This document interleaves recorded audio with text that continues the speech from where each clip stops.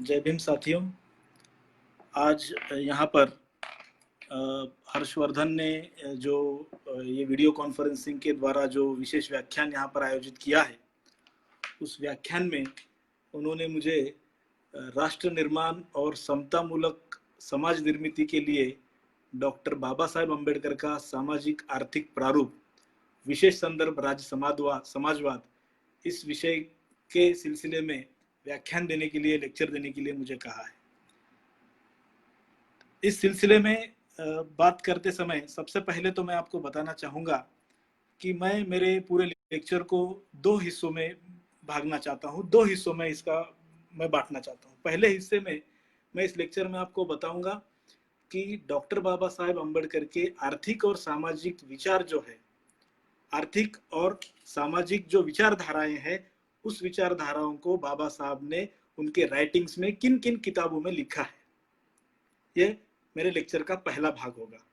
उसके बाद इन लिखानों का रिफ्लेक्शन डॉक्टर बाबा साहब अम्बेडकर के राज्य समाजवाद के संकल्पनाओं पर इसका रिफ्लेक्शन किस तरीके से गिरा है, वो मेरे लेक्चर के मैं दूसरे भाग में बताऊंगा, जिस लेक्चर के दूसरे भाग में राज्य समाजवाद की मैं प्रासंगिकता का स्पष्टीकरण देते समय आपको बताऊंगा। तो सबसे पहले मैं आपको यह बताना चाहूंगा कि राष्ट्र निर्माण में बाबा साहब की भूमिका तो अहम रही है, उसके अलावा आज भी राष्ट्र निर्माण की जो प्रक्रिया चलती है या राष्ट्र के पुनर्उभारने की जो प्रक्रिया, रिकंस्ट्रक्शन की जो प्रक्रिया चलती है, उसमें भी बाबा साहब के विचारों की भूमिका ये अहम है। इसको हमें पहले बेहतर तरीके से समझ कर लेना होगा। राष्ट्र निर्माण के प्रक्रिया के लिए क्या आवश्यकताएं हैं? जब एक समूह का राष्ट्र में रूपांतर होता है, समूह का राष्ट्र में रूपांतर होते समय कुछ आइडियोलॉजी जिसे हम कहते हैं, जिसे हम फिलॉसफी कहते हैं, वो फिलोसॉफिकल बेस उसके लिए लगता है। मतलब एक लोगों का समूह है और उन लोगों के समूह को राष्ट्र में रूपांतरित करने के लिए एक आइडियोलॉजिकल बेस लगता है। उस आइडियोलॉजिकल बेस में सामाजिक विचारधाराएं होती है, आर्थिक विचारधाराएं होती है, राजनीतिक विचारधाराएं होती है, कल्चरल विचारधाराएं होती है।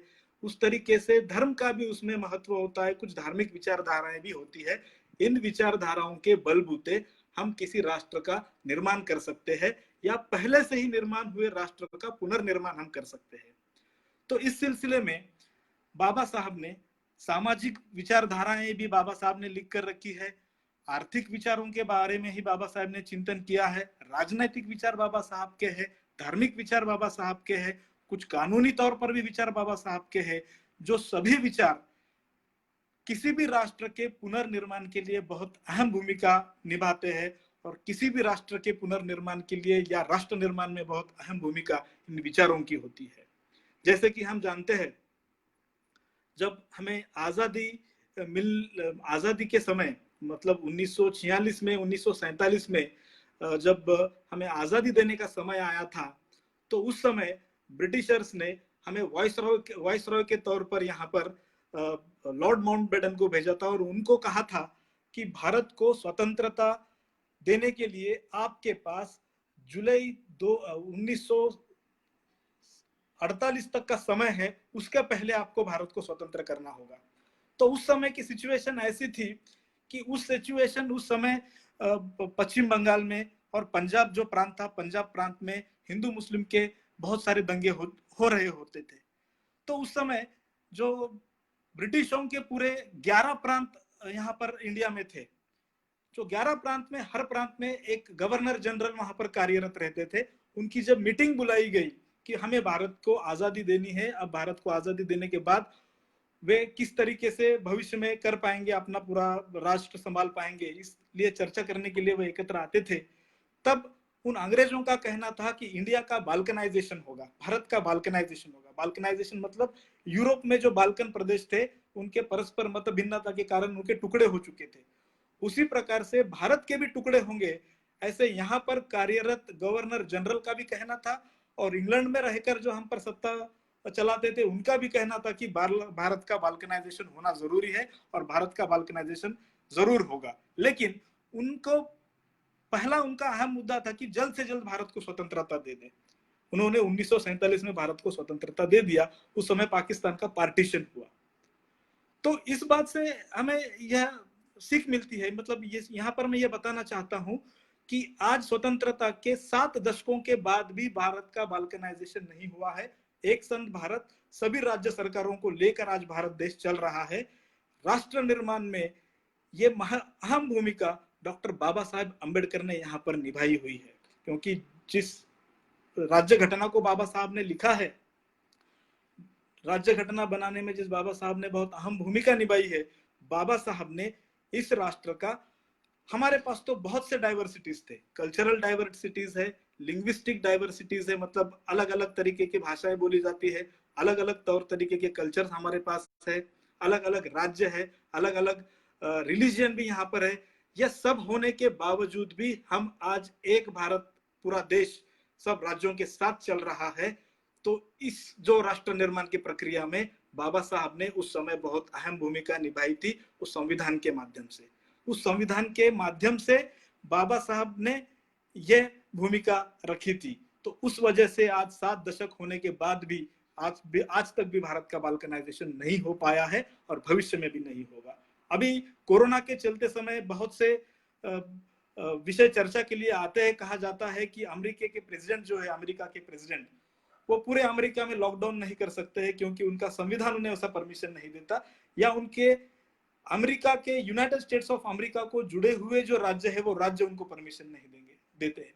लेकिन भारत के बारे में भारत के जो पंत प्रधान है वो एक साथ यहाँ पर अपना लॉकडाउन का जो कानून है, लॉकडाउन का कानून वो ला सकते हैं। अभी बहुत सी हालांकि चर्चाएं चल रही है। उसके बाद इकोनॉमिक स्लोडाउन की भी चर्चाएं अभी चल रही है कि भारत में इकोनॉमिक स्लोडाउन जो हो रहा है उसके वजह से कोई इकोनॉमिक इमरजेंसी लागू करने का सिचुएशन हो सकता है क्या, यह भी चर्चाएं बहुत चल रही है। तो ये जो सब जो संवैधानिक तौर पर संविधान को लेकर ये जो बातचीत आज चल रही है, यह सभी का जो फिलॉसफी है वो संविधान को लेकर बाबा साहब ने बहुत सोच विचार कर इस संविधान को बनाया है। इस वजह से आज भारत देश जो हमने राष्ट्र निर्माण किया है, भारत देश एक संघ है, मतलब इसका मतलब बाबा साहब का जो बेसिक्स है, बाबा साहब की शुरुआत के दौर पर जब बाबा साहब ने अपने एमए पूरा किया था तो उस समय उन्होंने प्रबंध लिखा था administration and finance of east India company. उसके बाद 1916 में जब डॉक्टरल थीसिस डॉक्टर बाबा साहब ने लिखा था, उसका टाइटल था the national dividend of India, a historical and analytical study. उसके बाद तीसरा जो बाबा साहब का अहम ग्रंथ था, उस अहम ग्रंथ का जो महत्वपूर्ण ग्रंथ है, उस ग्रंथ का टाइटल है the evolution of provincial finance in British India, a study in the provincial decentralisation of imperial. इस किताब का पब्लिकेशन 1925 में हुआ था। मतलब शुरुआत के दौर में जब बाबा साहब ने ये प्रबंध लिखे थे अपने एमए के लिए, उसके बाद अपने पीएचडी के लिए, ये सभी प्रबंधों में इंडियन फाइनेंस, इस विषय पर बाबा साहब ने प्रबंध लिखा है। इंडियन फाइनेंस जो कि फिस्कल फेडरलिज्म के तौर पर जो अब हम जानते हैं, मतलब सभी राज्यों का केंद्र सरकार के साथ क्या संबंध होना चाहिए, उनके फाइनेंशियल रिलेशन किस प्रकार से होने चाहिए, इस पर, जिसे हम पब्लिक फाइनेंस का विषय कहते हैं, इस पब्लिक फाइनेंस के विषय पर बाबा साहब ने ये ग्रंथ लिखे हैं। और जो 1915, 1916, 1925 ये जो बाबा साहब का इकोनॉमिकल बैकग्राउंड, मतलब इंडियन फाइनेंस के बारे में जो कुछ भी उन्होंने चिंतन किया था, उस चिंतन को उन्होंने अपना संविधान लिखते समय भली भांति वहां पर उसे इंप्लीमेंट कर एक स्ट्रॉन्ग संविधान हमारे देश के लिए बनाया है। केंद्र सरकार स्ट्रॉन्ग है, फाइनेंशियली स्ट्रॉन्ग केंद्र सरकार को बनाया है, और सभी राज्य सरकारों को उतना स्ट्रॉन्ग नहीं बनाया है जितना केंद्र सरकार को बना। मतलब आज किसी भी राज्य को अगर इसमें से बाहर गिरने की नौबत आती है या कोई राज्य इसमें से बाहर जाना चाहे तो जा नहीं सकता है, क्योंकि उनके फाइनेंशियल रिलेशंस उस तरीके से हमारे संविधान के माध्यम से अटैच किए हुए हैं। इस वजह से हम एक संघ है। आज भी 7 दशकों के बाद भी, 70 सालों के बाद भी हमारा बाल्कनाइजेशन हो नहीं सका है। भारत एक संघ है। फिस्कल फेडरलिज्म में सभी राज्य अपने अपने जिम्मेवारी बहुत बखूबी तरीके से निभाते हैं और भारत एक देश बनकर आज उभरा है। तो ये जो किताबें मैंने अभी आपको बताई थी, उसका रिफ्लेक्शन बाद में राज्य समाजवाद में किस प्रकार से आए हैं वह भी मैं बताता हूँ। या अभी जो मैंने 3 किताबें बताई है पब्लिक फाइनेंस की, ये बाबा साहब अम्बेडकर के बेसिक इकोनॉमिक आइडियोलॉजी जो थी, वो बेसिक इकोनॉमिक आइडियोलॉजी बाबा साहब की यहाँ से स्पष्ट होती है। उसके बाद और 2 किताबों का मैं यहाँ पर जिक्र करना चाहूंगा। उसमें से जो पहली किताब है वो है caste in India, their mechanism, genesis and development. यह किताब डॉक्टर बाबा साहब अम्बेडकर ने, यह रिसर्च पेपर एक एंथ्रोलॉजिकल कॉन्फ्रेंस, एंथ्रोपोलॉजी के कॉन्फ्रेंस में 1916 में रिसर्च पेपर के तौर पर लिखा था, कास्ट इन इंडिया। उन्होंने इसमें जिक्र किया था कि भारत में जो जाति व्यवस्था है, उस जाति व्यवस्था का विकास किस तरीके से हुआ है, उसकी शुरुआत कहां से हुई है, उसके रिस्पॉन्सिबल फैक्टर कौन से है, उसका डेवलपमेंट जाति व्यवस्था का किस प्रकार से हुआ है, उसमें एंडोगैमी एंड एक्सोगैमी मतलब अंतरजातीय विवाह और बाह्य जात के बाहर विवाह, रोटी व्यवहार, बेटी व्यवहार और बहुत से सोशल जो कस्टम्स होते हैं, जो रूढ़ी परंपराएं होते हैं, यह किस तरीके से रिस्पॉन्सिबल है इस जाति व्यवस्था को स्ट्रांग बनाने के लिए। यह कास्ट इन इंडिया में डॉक्टर बाबा साहब अम्बेडकर ने कहा है। उसके बाद 1936 का एक बाबा साहब का प्रेसिडेंशियल स्पीच है।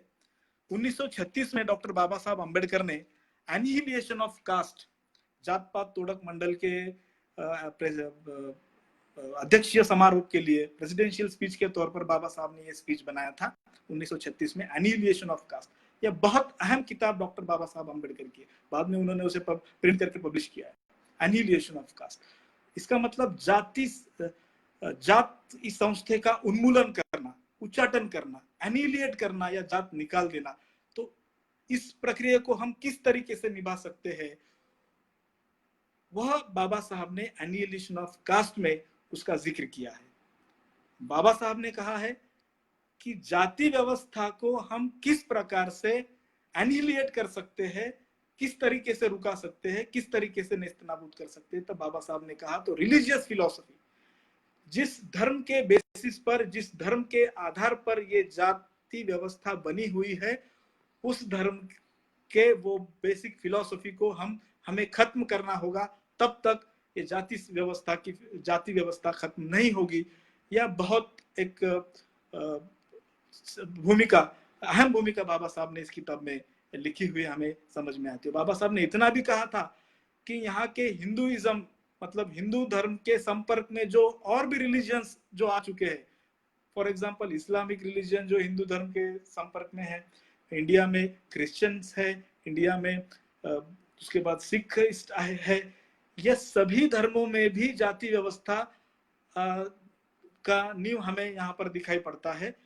धर्म के फिलॉसफी में जो जाति व्यवस्था है उसे हमें हटाना होगा, उस फिलॉसफी को हमें नाकारना होगा, तभी हम एनिहिलेशन ऑफ कास्ट कर सकते हैं। एक प्रखर भूमिका इस एनिहिलेशन ऑफ कास्ट में डॉक्टर बाबा साहब अम्बेडकर ने यहाँ पे लिखा हुआ हमें पता चलता है। इसका रिफ्लेक्शन मतलब मैंने आपको पहले बताया है कि बाबा साहब की इकोनॉमिक फिलॉसफी, बाद में बाबा साहब की जो सोशल फिलॉसफी किस तरीके से किताबों के माध्यम से डेवलप हुई है, वो मैं बताने का प्रयास कर रहा हूँ। इसका रिफ्लेक्शन किस तरीके से राज्य समाजवाद में, वो हम अभी देखेंगे। इसके अलावा भारत में जब कभी भी कोई भी समस्याएं बाबा साहब के टाइम पर कोई भी दिक्कतें आई हुई थी, उस सभी दिक्कतों पे, उस सभी समस्याओं पे बाबा साहब ने अपना मत वहां पर प्रकट किया था। अपना मत प्रकट करने के बावजूद उन्होंने उसका सॉल्यूशंस भी देने का प्रयत्न किया था। जब मानवाधिकार की बात आई तो बाबा साहब ने उस पर भाष्य किया, लिखा, उसका सॉल्यूशन दिया। महिलाओं के अधिकार की बात आई तभी भी बाबा साहब ने वहां पर भाष्य किया। इस देश के इंफ्रास्ट्रक्चरल डेवलपमेंट की जब आई बात, तभी भी बाबा साहब ने उस पर भाष्य किया। इस देश के बढ़ते लोक संख्या, जनसंख्या भी भारत की भविष्य में किस प्रकार से बढ़ सकेगी और उसका धोखा क्या होगा, इस पर भी बाबा साहब ने भाष्य किया। यहाँ के शिक्षा नीति पर बाबा साहब ने बात किया। यहाँ के कामगारों के लेबर्स के हक के बारे में भी बाबा साहब ने बात किया। यहाँ के धर्म के बारे में बाबा साहब ने बात किया। जब जब कोई भी सिचुएशन, जो भी प्रॉब्लमेटिक सिचुएशन इस देश में आए हैं, उस सभी सिचुएशन पे सॉल्यूशन के तौर पे बाबा साहब ने अपने राइटिंग्स में लिख कर रखा और उसका सॉल्यूशंस बाबा साहब ने दिया हुआ हमें यहाँ पर पता चलता है। इसके अलावा और बहुत से ग्रंथ बाबा साहब के हैं। For example riddles in Hinduism है, हु वर द शूद्रास है, अनटचेबल्स है, हिंदू कोड बिल है, प्रॉब्लम ऑफ रुपीज है, रिवॉल्यूशन एंड काउंटर रिवॉल्यूशन है, फेडरेशन वर्सेस फ्रीडम, ये बहुत सारे ग्रंथ है, प्रॉब्लम ऑफ रुपीज है। इस सभी ग्रंथों के माध्यम से बाबा साहब ने अपनी आर्थिक, सामाजिक, राजनीतिक, सांस्कृतिक, धार्मिक, कानूनी, ये सब तरीके के विचारधाराओं को वहां पर लिख कर रखा है, अपने राइटिंग्स के तौर पर उन्होंने लिख कर रखा है। ये सभी विचारधाराएं एक राष्ट्र निर्माण के लिए, एक राष्ट्र के पुनर्निर्माण के लिए बहुत आवश्यक है। और हम अपने राष्ट्र का निर्माण, जिसे हम नेशन बिल्डिंग कहते हैं, नेशन बिल्डिंग की प्रक्रिया ये कंटिन्यूअस प्रोसेस है, ये कंटिन्यूअस प्रोसेस चलते ही रहती है। इस नेशन बिल्डिंग के प्रोसेस में ये सभी बाबा साहब की विचारधाराओं की आवश्यकता हमें यहाँ पर समझना बहुत जरूरी है और बहुत अहम है, ऐसा मैं यहाँ पर मानता हूँ। अभी बाबा साहब के इन सब विचारधाराओं को यहाँ पर शॉर्ट में बताने के बाद मैं अभी अपने लेक्चर के दूसरे पर्व में आना चाहूंगा। लेक्चर के दूसरे पर्व में मैं आपको बताना चाहूंगा जो बाबा साहब के सामाजिक आर्थिक प्रारूप है, जिसे हम राज्य समाजवाद कहते हैं। जो भी फिलॉसफी बाबा साहब अम्बेडकर की थी, उन्होंने राज्य समाजवाद के माध्यम से उस फिलॉसफी को भारत देश में इंप्लीमेंट करने के लिए किस तरीके के प्रावधान हमारे संविधान में होने चाहिए थे, उस सिलसिले में एक मेमोरेंडम बनाया था 1946 में, 1946 में। 1946 में वो मेमोरेंडम बाबा साहब ने शेड्यूल्ड कास्ट फेडरेशन के तौर पर उसके माध्यम से कॉन्स्टिट्यूएंट असेंबली, मतलब स्वतंत्रता मिलने के पर्व पर, मिलने के पहले से ही कॉन्स्टिट्यूएंट असेंबली के गठन का कार्य शुरू हुआ था। और स्वतंत्र भारत का संविधान जब बनाना था, तो स्वतंत्र भारत के संविधान में इस देश के जो दलित, पीड़ित, वंचित, जो मार्जिनलाइज सेक्शंस है, उन मार्जिनलाइज सेक्शंस के हक, जो सामाजिक और आर्थिक हक है, उसे किस यह प्रावधान बनाने के लिए बाबा साहब ने शेड्यूल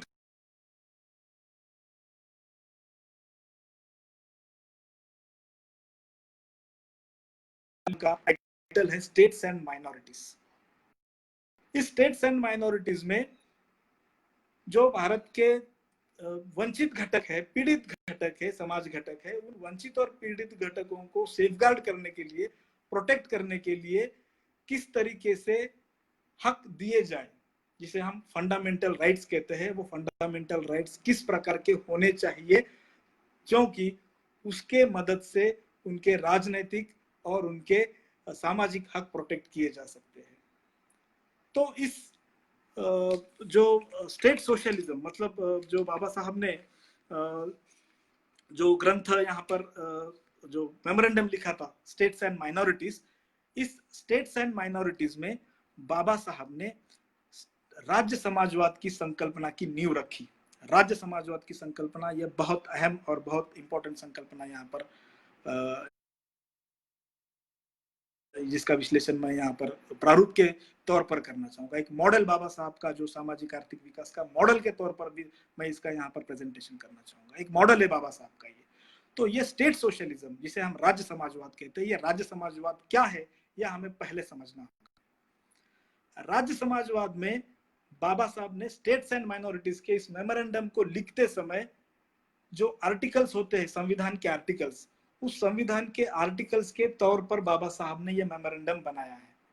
मतलब part 1, part 2, part 3, part 4, fundamental rights क्या होने चाहिए, India as a union, citizenship किसे मिलना चाहिए, इंडिया का सिटीजनशिप किसे मिलना चाहिए, कौन सिटीजन होना चाहिए, उसके बाद फंडामेंटल राइट्स क्या होने चाहिए, ऐसे क्लॉजेस जो होते हैं, उस तौर पर आर्टिकल्स के तौर पर मेमोरेंडम बाबा साहब ने ड्राफ्ट किया।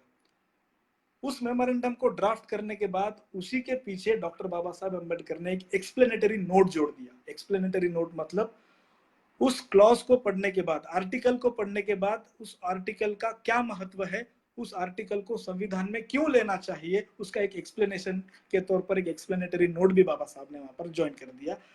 विश्लेषण जिसे हम कहते हैं, विश्लेषण भी ज्वाइन कर दिया। तो इस स्टेट्स एंड माइनॉरिटी में बाबा साहब ने स्टेट सोशलिज्म, राज्य समाजवाद के संकल्पना की नींव रखी। इस राज्य समाजवाद के संकल्पना में बाबा साहब ने क्या कहा? तो बाबा साहब ने इस राज्य समाजवाद की संकल्पना में 3 अहम बातें की है। पहले तो डॉक्टर बाबा साहब अम्बेडकर कहते हैं कि इस देश के सभी मूलभूत स्वरूप के जो मूलभूत उद्योग है, जिसे हम बेसिक इंडस्ट्रीज कहते हैं, वो मूलभूत उद्योग और अहम जो उद्योग है जिसे हम की इंडस्ट्रीज कहते हैं, ये मूलभूत उद्योग और अहम जो की इंडस्ट्रीज, अहम उद्योग है, ये सभी उद्योग राष्ट्र के मतलब राज्य के अंडर में होने चाहिए। मतलब इनका राष्ट्रीयकरण होना चाहिए। मतलब ये सरकार के अपने खुद के ओनरशिप के उद्योग होने चाहिए। उसके बाद दूसरी जो बात बाबा साहब यहाँ पर दोहराते हैं इस स्टेट सोशलिज्म में, दूसरा जो मुद्दा बाबा साहब कहते हैं, उसमें बाबा साहब ने कहा है कि इंश्योरेंस कंपनी, जो बीमा क्षेत्र है, बीमा कंपनी है, इस बीमा क्षेत्र पर, इस बीमा कंपनी पर भी सरकार का हक होना चाहिए, सरकार के ओनरशिप होनी चाहिए, सरकार के ओनरशिप का ये बीमा कंपनी होना चाहिए। तो जो भी लेबर, जो भी वर्कर गवर्नमेंट एम्प्लॉय के तौर पर काम करता है, कंपल्सरीली उन सभी का बीमा निकालने की जिम्मेवारी इस इंश्योरेंस कंपनी की होनी चाहिए। देश में सभी जो वर्कर्स होंगे उस सभी का बीमा निकलना बेहद जरूरी है। इस वजह से बाबा साहब ने ये दूसरा पॉइंट यहाँ पर रखा है। उसके बाद बाबा साहब तीसरे पॉइंट की ओर जब आते हैं तो बहुत इंपॉर्टेंट पॉइंट है। बाबा साहब ने अपने राज्य समाजवाद की संकल्पना में जो तीसरी बात कही थी, वो तीसरी बात थी भारत के पूरे कृषि क्षेत्र का राष्ट्रीयकरण करना। मतलब भारत में जितनी भी कृषि योग्य एग्रीकल्चरल लैंड है, जमीन है, वो कृषि योग्य पूरी जमीन ये देश के मतलब राष्ट्र के ओनरशिप में होनी चाहिए, उसका राष्ट्रीयकरण होना चाहिए। ये तीसरी अहम बात बाबा साहब ने अपने इस स्टेट सोशलिज्म के संकल्पना में की हुई हमें यहाँ पर नजर आती है। अभी यहाँ पर जो स्टेट सोशलिज्म की बात कहते हैं, हमने स्वतंत्रता के बाद संविधान के माध्यम से स्टेट सोशलिज्म का जो बाबा साहब का प्रस्ताव था वो तो ठुकराया गया, वो तो स्वीकार नहीं किया गया, लेकिन लोकतांत्रिक समाजवाद का प्रस्ताव हमने स्वीकारा। लोकतांत्रिक समाजवाद में भी हमने मिक्स्ड इकोनॉमी मतलब मिश्र अर्थव्यवस्था का जो प्रारूप है वो प्रारूप हमने स्वीकारा। बाबा साहब ने स्टेट सोशलिज्म में भी मिश्र अर्थव्यवस्था के प्रारूप के बारे में ही कहा है। वही प्रारूप हमने लोकतांत्रिक समाजवाद के माध्यम से स्वीकारा है। अभी क्या फर्क है लोकतांत्रिक समाजवाद जो हमने स्वीकारा है और राज्य समाजवाद जिसको स्वीकारने के लिए बाबा साहब ने कॉन्स्टिट्यूएंट असेंबली में आग्रह किया था? बाबा साहब के आग्रह को बाद में ठुकराया गया। क्यों बाबा साहब आग्रह कर रहे थे राज्य समाजवाद स्वीकारने की, और क्यों हमने राज्य समाजवाद स्वीकारने के अलावा लोकतांत्रिक समाजवाद स्वीकारा, इस पर थोड़ा भाष्य करना बहुत जरूरी है। बाबा साहब ने राज्य समाजवाद की संकल्पना में जो ये 3 अहम मुद्दे यहाँ पर रखे थे, एक उद्योगों का राष्ट्रीयकरण, बीमा का राष्ट्रीयकरण और कृषि क्षेत्र का राष्ट्रीयकरण, ये 3 मुद्दे यहाँ पर उन्होंने रखे थे। इस 3 मुद्दों में बाबा साहब ने कहा था कि it is the obligation of the state, मतलब यह राज्य की जवाबदारी है, जिम्मेवारी है कि अपने देश में रहने वाले सभी व्यक्तियों के आर्थिक परिस्थिति के सुधारने के लिए प्रयत्नशील रहना ये राज्य की जवाबदारी है। मतलब देश की जवाबदारी है कि अपने देश में जितने भी कोई लोग रहते हैं उन सब का इकोनॉमिक राइट प्रोटेक्ट करने की जिम्मेवारी ये देश की होती है, ये राज्य की होती है।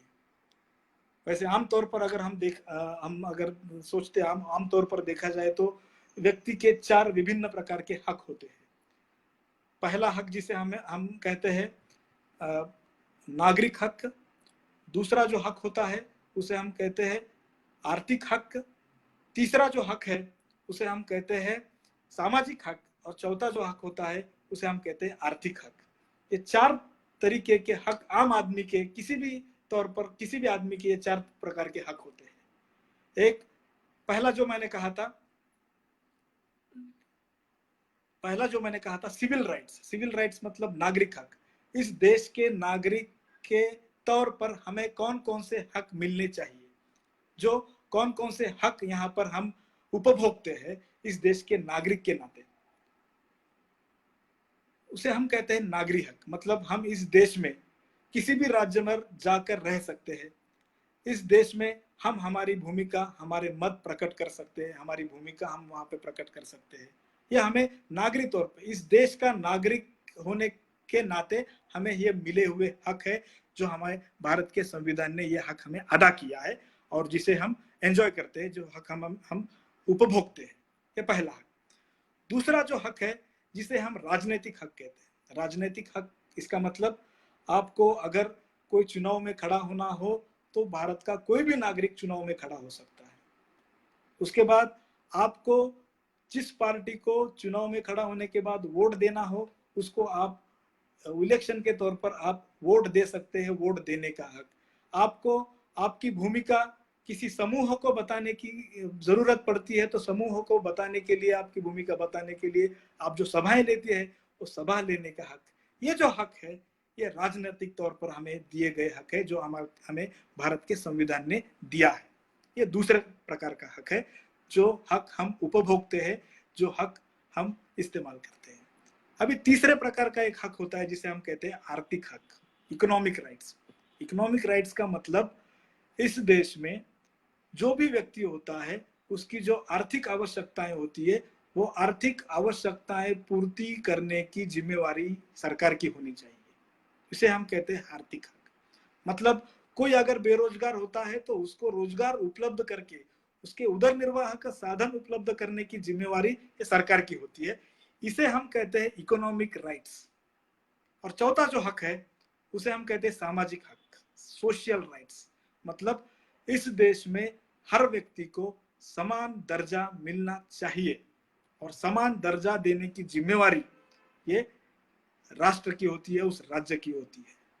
इसे कहते हैं हम सोशल राइट्स। तो इस प्रकार से 4 हक किसी भी आदमी के आमतौर पर होते हैं। हमारे संविधान में जो फंडामेंटल राइट्स है, संविधान का तीसरा चैप्टर, संविधान का पहला चैप्टर है इंडिया एज ए यूनियन, संविधान का दूसरा चैप्टर है सिटीजनशिप ऑफ इंडिया, संविधान का तीसरा चैप्टर है, हमारे संविधान का तीसरा प्रकरण जो है वो प्रकरण है फंडामेंटल राइट्स, भारत के नागरिकों के मूलभूत अधिकार। भारत के नागरिकों के मूलभूत अधिकारों में 2 अधिकार मूलभूत अधिकारों के तौर पर दिए गए हैं, एक राजनीतिक हक और दूसरा नागरिक हक। ना कि सामाजिक और आर्थिक हक फंडामेंटल बनाए गए, जो हमारे संविधान का चौथा पार्ट है, 4th part of the Indian constitution, जिसे हम कहते हैं directive principles of state policy.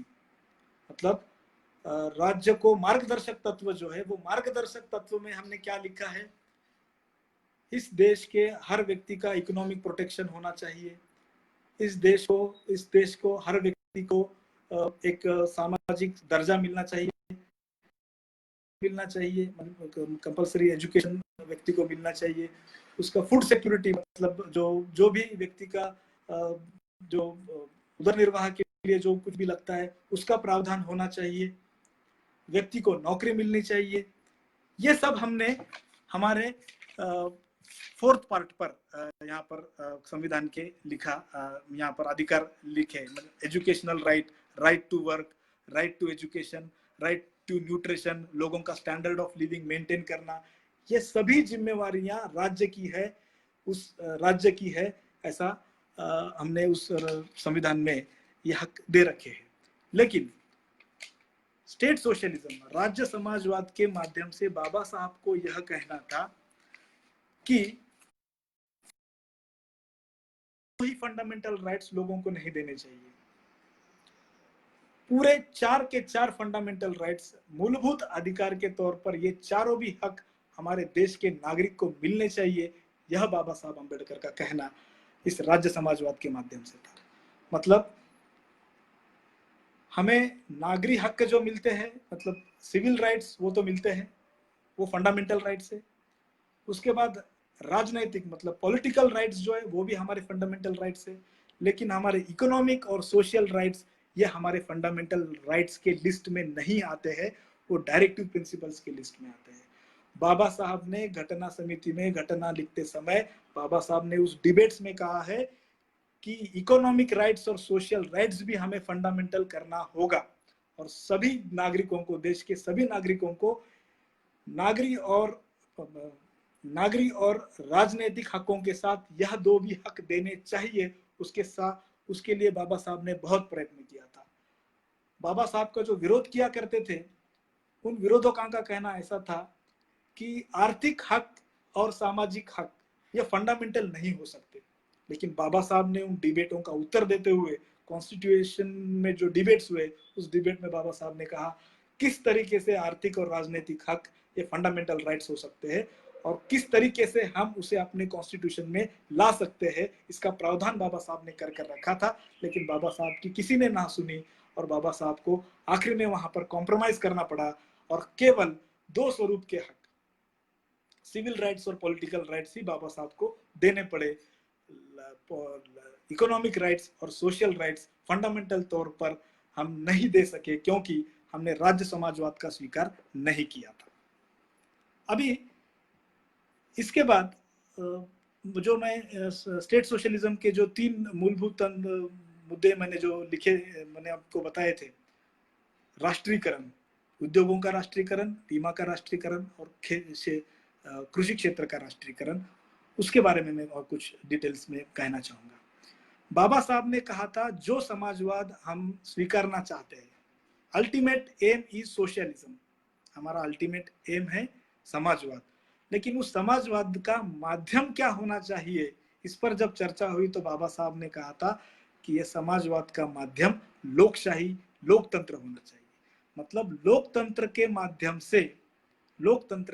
से हमें इस देश में समाजवाद लाना चाहिए और वो समाजवाद हम राज्य समाजवाद के माध्यम से ला सकते हैं। यह बाबा साहब ने लोकतंत्र के बारे में बाबा साहब ने कहा है। हमें अब्राहम लिंकन के जो लोकतंत्र की व्याख्या है वो पूरे दुनिया में मशहूर है, लेकिन बाबा साहब के लोकतंत्र की व्याख्या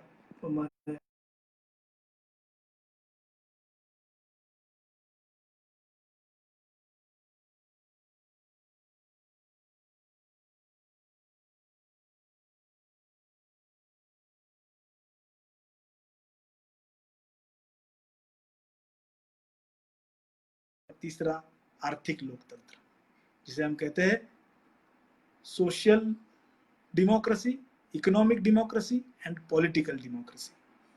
बाबा साहब का कहना था पॉलिटिकल डेमोक्रेसी का मतलब एक व्यक्ति, one man one vote one value. इस देश का एक व्यक्ति है, उस एक व्यक्ति का जो वोटिंग का अधिकार हमने उसे दिया है, वन वोट, एक वोट वो दे सकता है। उस वोट की कोई ना कोई वैल्यू होती है, वैल्यू है, उसका मूल्य है। इसे कहते हैं राजनीतिक, पॉलिटिकल डेमोक्रेसी। एक व्यक्ति एक मूल्य, एक मत और उसके एक मत का एक मूल्य। लेकिन बाबा साहब ने कहा था सिर्फ राजनीतिक लोकशाही या लोकतंत्र आने से नहीं चलेगा, आर्थिक और सामाजिक लोकतंत्र भी आना जरूरी है। आर्थिक और सामाजिक लोकतंत्र कब आएगा? जब हम राज्य समाजवाद स्वीकारेंगे, तब आर्थिक और सामाजिक लोकतंत्र आएगा, जो कि हमने नहीं स्वीकारा है। आर्थिक लोकतंत्र का मतलब बाबा साहब ने क्या बताया है? बाबा साहब कहते हैं आर्थिक लोकतंत्र का मतलब है कि इस देश के जो भी साधन संपत्ति है, उस साधन संपत्ति पर हर आदमी का बराबर हक होना चाहिए। मतलब किसी के पास 100 एकड़ जमीन है और किसी के पास कोई जमीन नहीं है, भूमिहीन है, ऐसा नहीं होना चाहिए। जो भी उत्पन्न के साधन है, फैक्टर्स ऑफ प्रोडक्शन जिसे हम कहते हैं, उत्पन्न के साधन पर, संसाधनों पर देश के सभी लोगों का समान हक होना चाहिए। इसे कहते हैं हम पॉलिटिकल डेमोक्रेसी। इसे बाबा साहब ने कहा पॉलिटिकल डेमोक्रेसी। उसके बाद बाबा साहब जब सामाजिक लोकतंत्र की बात करते हैं, तीसरे प्रकार का लोकतंत्र, सामाजिक लोकतंत्र, सोशल डेमोक्रेसी। इस देश में हर व्यक्ति को जिस प्रकार से एक वोट देने का अधिकार है और उस एक वोट को एक मूल्य है, उसी तरीके से इस समाज में, इस देश में हर व्यक्ति का एक सामाजिक दर्जा, एक सामाजिक औहदा और सामाजिक मूल्य होना चाहिए। ना कि कोई व्यक्ति दूसरे व्यक्ति को वो पिछड़ा होने के कारण उसे अलग नजरिए से देखे और कोई सवर्ण होने के कारण उसे अलग नजरिए से देखे। सही मायने में सामाजिक लोकतंत्र कब होगा? जब हर व्यक्ति को इक्वल वैल्यू मिलेगी। इस प्रकार से हमने राजनीतिक लोकशाही के बारे में कहा था, वन वोट वन वैल्यू। उसी तरीके से one person one value, one person मतलब एक व्यक्ति को उसका सामाजिक दर्जा, सभी व्यक्तियों को उसी प्रकार का सामाजिक दर्जा मिलना चाहिए। तो यह बाबा साहब के सामाजिक लोकतंत्र की व्याख्या थी। लेकिन हमने राजनीतिक लोकतंत्र तो हमारे संविधान के माध्यम से हमारे सभी लोगों को दिया है, लेकिन सामाजिक और आर्थिक लोकतंत्र हम नहीं दे पाए हैं। ये बाबा साहब ने 1950 में अपने स्पीच में कहा था। It is a time of contradiction, मतलब एक विरोधाभास यहाँ पर दिखता है। राजनीतिक लोकतंत्र हम दे रहे हैं, लेकिन आर्थिक और सामाजिक लोकतंत्र हमें हमारे लोगों को नहीं दे रहे हैं। ये आगे आने वाले 10 साल में देना बहुत जरूरी है, नहीं तो हमारा राजनीतिक लोकतंत्र में धोखे में आएगा। ये बाबा साहब ने कहा था। ये आर्थिक और सामाजिक लोकतंत्र हम किस तरीके से दे सकते हैं? तो बाबा साहब ने कहा था राज्य समाजवाद के माध्यम से ये राजनीतिक लोकतंत्र, आर्थिक लोकतंत्र और सामाजिक लोकतंत्र हम हमारे लोगों को दे सकते हैं, जो कि हमने दिया नहीं है, जिसको कि हमने सामाजिक और आर्थिक लोगों के हक मूलभूत नहीं बनाए हैं। क्यों नहीं बनाए हैं? तो कॉन्स्टिट्यूएंट असेंबली ने उसे विरोध करने के कारण हमने नहीं बना सके। तो यहां पर बाबा साहब ने इस राज्य समाजवाद की जब नींव रखी, तो उस समय बाबा साहब ने यह भी सोचा कि किसी भी व्यक्ति का सोशल जस्टिस, मतलब किसी भी व्यक्ति के फ्रीडम पर कोई आंच नहीं आनी चाहिए। मतलब समाजवाद लोगों के स्वतंत्रता पर किस तरीके से बंधन आ सकते हैं, किस तरीके से उस पर बंधन आ सकते हैं। इसका एक एग्जांपल मैं आपको बताऊंगा।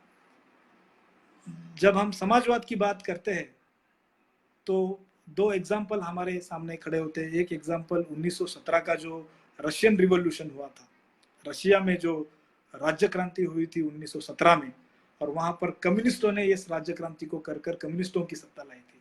उसके बाद 1956 में कम्युनिस्ट 1917 के रशियन राज्य क्रांति का टोटल इमिटेशन माओ से तुंग ने चाइना में किया था, और चाइना में उन्होंने कम्युनिस्ट रिवॉल्यूशन के माध्यम से अपनी सत्ता, कम्युनिस्ट पक्ष की सत्ता वहां पर लाई थी। उन्होंने क्या किया था? जो मार्क्सिस्ट लेनिनिस्ट स्टालिनिस्ट मॉडल कहते हैं उसे, Marxist Leninist Stalinist model. Marks ने दिए गए समाजवाद के थियरी के बेसिस पर लेनिन ने कार्रवाई की, उसके बाद स्टालिन ने की, और उसका इम्प्लीमेंटेशन चाइना में माओ ने किया था। और उन्होंने वहां पर एक समतामूलक समाज प्रस्तावित किया था, जिसे हम कम्युनिस्ट कंट्रीज कहते हैं, जिसे हम साम्यवादी देश कहते हैं। साम्यवादों की सत्ता वहां पर उन्होंने लाई थी। वो किस प्रकार से लाई थी? उन्होंने वहां पे क्रांति की थी और साम्यवाद वहां पर प्रस्तावित किया था। तो उन्होंने क्या किया था? यह साम्यवाद प्रस्तावित करते समय, समाजवाद प्रस्तावित करते समय उन्होंने लोगों के मूलभूत हक छीन लिए थे। मतलब मूलभूत हक का मतलब लोगों के फ्रीडम उन्होंने छीन लिए थे, लोगों के फ्रीडम पर उन्होंने गदा लाई थी। अभी एक किसी ऑथर ने चाइना का जो वो रिसर्च कर रहे थे, तो उन्होंने कहा था चाइना में से कुछ लेबर ये भागकर हांगकांग इस देश में चले गए। उन्हें पूछा था कि आप चाइना में से इधर क्यों भाग कर आए हो? तो उन लेबर्स ने वहां पर कहा था कि हम चाइना में से इधर इसलिए भाग कर आए हैं कि वहां पर हमें 14 से 15 घंटे या 18 घंटे तक काम करना पड़ता है, और एक महीने में केवल हमें 1 से 2 छुट्टी मिलती है, और हमें कम्युनिटी हॉल्स में रहना पड़ता है, कम्युनिटी किचन्स में खाना खाना पड़ता है, और 17 से 18 घंटे तक सिर्फ हमें काम और काम करना पड़ता है। क्यों करना पड़ता है? क्योंकि उस साम्यवादी सरकार ने, उस राज्य ने उन्हें 17 और 18 घंटे काम करने के लिए उन्हें कंपलसरी किया था। किस वजह से? क्योंकि उन्हें कम्युनिस्ट मॉडल पर उन्हें डेवलप करना था। तो कुछ मजदूर वहां से भागकर हांगकांग में चले गए थे। उन हांगकांग में मजदूरों का इंटरव्यू का जो लिया था उस ऑथर ने, वो लिख कर रखा है। मतलब रशिया का मॉडल उन्होंने अडॉप्ट किया था। रशिया और चाइना ने क्या किया, अपने देश का औद्योगिक विकास करने के लिए उन्होंने कृषि क्षेत्र का इस्तेमाल किया। कृषि क्षेत्र का बहुत नेशनलाइजेशन कर कर, मतलब कृषि क्षेत्र का राष्ट्रीयकरण होने के बाद, राष्ट्रीयकरण कर कर उस कृषि क्षेत्र में सभी मजदूरों को उन्होंने, सभी किसानों को उन्होंने काम पर लगाया था। कृषि क्षेत्र से जो सरप्लस मिलता था, ज्यादा से जो सरप्लस जिसे हम कहते हैं ज्यादा उत्पन्न, उस सरप्लस को इस्तेमाल करना था किसके लिए, तो इंडस्ट्रियलाइजेशन के लिए। उस देश के इंडस्ट्रियलाइजेशन के लिए कृषि क्षेत्र में से मिला हुआ सरप्लस इस्तेमाल करना था। ज्यादा से ज्यादा कृषि क्षेत्र में पैदावार करना, प्रोडक्शन करना, उसका एक्सपोर्ट करना, एक्सपोर्ट में से जो इनकम आमदनी मिलती है उस आमदनी के माध्यम से टेक्नोलॉजी इंपोर्ट करना, आयात करना, और उस टेक्नोलॉजी के माध्यम से देश का औद्योगिक विकास करना। मतलब कृषि क्षेत्र को उन्होंने इस्तेमाल किस लिए किया था, औद्योगिक विकास करने के लिए कृषि क्षेत्र का विकास किया था। और कृषि क्षेत्र में उन किसानों को 10 से 12 घंटे काम करना पड़ता था, वहीं पर रहना पड़ता था। फैमिली के पास जाने के लिए महीने में 1 या 2 बार उन्हें परमिशन दी जाती थी। कम्युनिटी किचन्स में खाना पड़ता था, कम्युनिटी हॉल्स में सोना पड़ता था। मतलब लोगों के जो स्वतंत्रता थी, लोगों के जो हक हुआ करते थे, वो हक इस कम्युनिस्ट स्टेट ने उनसे, इस कम्युनिस्ट राज्य ने उनसे छीन लिए थे। लेकिन बाबा साहब ने यहाँ पर राज्य समाजवाद का जब मुद्दा खड़ा किया था, तब बाबा साहब ने कहा था कि हमें हमारे लोगों के हक ना छीनते हुए समाजवाद हमें लाना है। किस तरीके से लाना है, तो लोकतंत्र के माध्यम से लाना है। लोकतंत्र के माध्यम से हम ये ला सकते हैं जिससे कि किसी भी आदमी, किसी भी व्यक्ति का हक छीना नहीं जा सकता। यह एक प्रारूप है, यह एक मॉडल है। मैंने अभी आपको एग्जांपल दिया, रशिया में क्या हुआ, लोगों के हक छीने गए। फिर बाद में 1950 की दशक में सोवियत रिपब्लिक के टुकड़े हुए, मतलब सोवियत डिसमेंटल हो गया। सोवियत रिपब्लिक के जो कंट्रीज उनसे मिले जुले थे वो सबका डिसमेंटल हो गया था। उसका कारण क्या था कि लोगों का रोष, लोगों को हक नहीं मिल रहे थे, लोगों की स्वतंत्रता छीन ली गई थी। लोगों के स्वतंत्रता के दम पर उन्होंने अपना एग्रीकल्चरल डेवलपमेंट और इंडस्ट्रियल डेवलपमेंट करके एक तानाशाही हुकूमत वहां पर कम्युनिस्टों की तैयार की थी, और देश में महासत्ता होने का प्रयास भी उन्होंने किया था। वही मॉडल चाइना ने, माओ से तुंग ने वही मॉडल अडॉप्ट किया था। लेकिन बाबा साहब ने कहा था हमारा समाजवाद जो है वो राज्य समाजवाद जो है उसमें हमें लोगों के हक बरकरार रखने हैं, लोगों के हक उन्हें देने हैं। बाबा साहब ने कहा था कि राष्ट्रीयकरण की मैं बात करता हूं, उद्योगों के राष्ट्रीयकरण की बात करता हूं, मतलब इसका मतलब 100% उद्योग राष्ट्रीयकरण नहीं होंगे, केवल मूलभूत उद्योग और अहम उद्योगों का ही राष्ट्रीयकरण होगा। बाकी के सभी उद्योग प्राइवेट होंगे, को इन्वेस्टमेंट करने का अधिकार होगा। लेकिन मूलभूत और अहम तरीके के उद्योग, इस प्रकार के उद्योगों में किसी का भी प्राइवेट व्यक्ति का हक नहीं होगा। ये बाबा साहब ने भूमिका स्पष्ट तौर पर कही थी। मतलब प्राइवेट सेक्टर को यहाँ पर मान्यता बाबा साहब ने दी थी। बाबा साहब का कहना था freedom from the control of the state is another name of dictatorship. अगर राज्य के कंट्रोल से जो कुछ चला जाता है तो वो किसी भांडवल या पूंजीपति के कंट्रोल में आ जाता है, जो कि अब हम देख रहे हैं कि 1990 1980 के बाद हमारी अर्थव्यवस्था को अब हम अगर देखते हैं तो हमारी अर्थव्यवस्था बहुत से पूंजीपति चलाते हैं। हमारे जो राजनीतिक पार्टियों के इलेक्शंस होते हैं वो पूंजीपतियों के फेवर में, मतलब जो पूंजीपति के पास जो पैसा लगाता है उसके फेवर में होते हैं।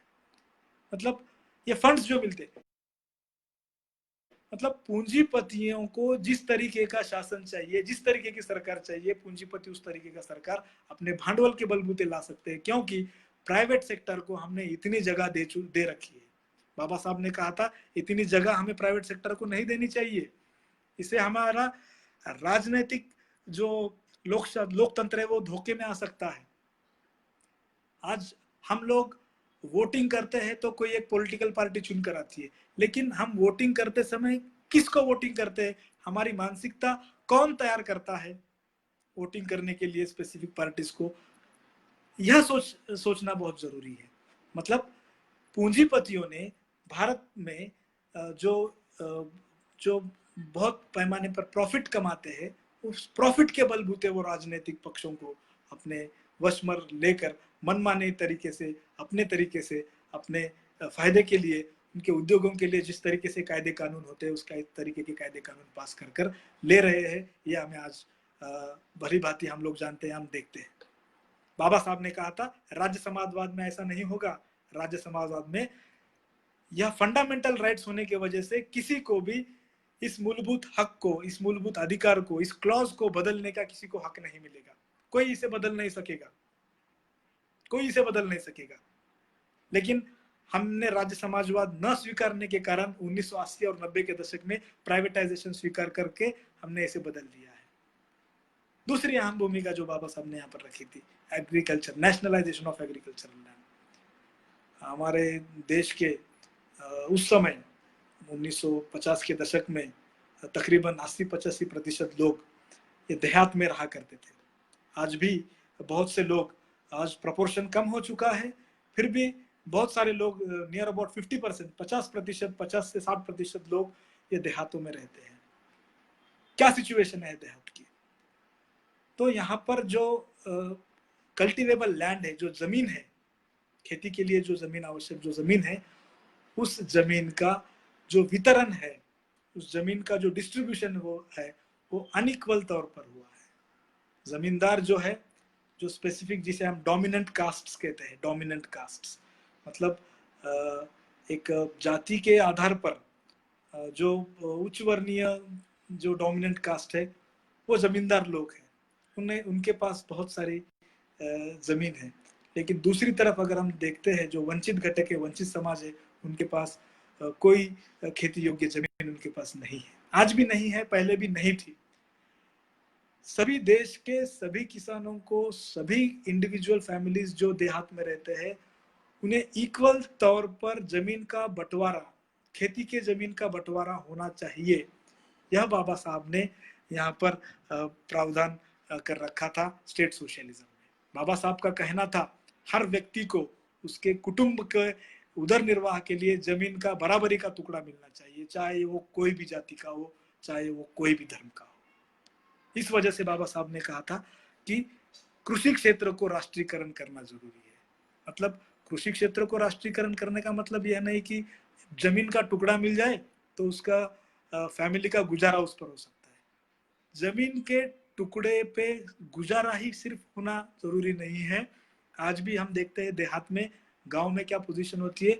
जिसके पास जमीन होती है उसका सोशल स्टेटस होता है, जिसके पास जमीन होती है उसका पॉलिटिकल स्टेटस होता है, राजनीतिक उसका जो लॉबी होती है, और राजनीतिक लॉबी उसके पास होती है। जिसके पास जमीन होती है उसके पास इकोनॉमिक सिक्योरिटी होती है। मतलब वो कभी भी उस जमीन का इस्तेमाल कर कर मतलब एक इकोनॉमिक सिक्योरिटी जमीन होती है।